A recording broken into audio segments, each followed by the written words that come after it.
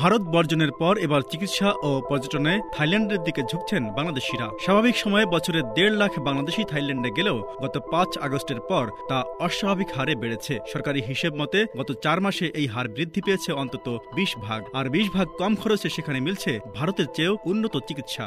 সম্প্রতি থাইল্যান্ড থেকে চিকিৎসা নিয়ে দেশে ফিরে জেড নিউজের সঙ্গে এমন অভিজ্ঞতার কথা জানিয়েছেন বেশ কয়েকজন বাংলাদেশি। তাদের অভিমত, আওয়ামী লীগ সরকারের সময় এক চেটিয়ে ব্যবসা করেছে ভারত। বাংলাদেশিরা এক্ষেত্রে মার্কেট যাচাইয়েরও সুযোগ পাননি। সম্প্রতি দেশটির সঙ্গে বৈরী সম্পর্ক সৃষ্টি হওয়ায় বাংলাদেশের সামনে এসেছে নতুন বিকল্প, যা দেশের জন্য ইতিবাচক। কেবল থাইল্যান্ডই নয়, চিকিৎসা ও পর্যটনে বাংলাদেশিরা এখন ছুটছেন মালয়েশিয়া, সিঙ্গাপুর এবং নেপালেও। আর বাণিজ্যিকভাবে পাকিস্তানের সঙ্গে সম্পর্ক জোরদার হওয়ায় এখন বেহাল দশা ভারতের। তারা উপরে উপরে বাংলাদেশ বিরোধী কথা বললেও মূলত দুর্বল হয়ে পড়ছে সেখানকার অর্থনীতি।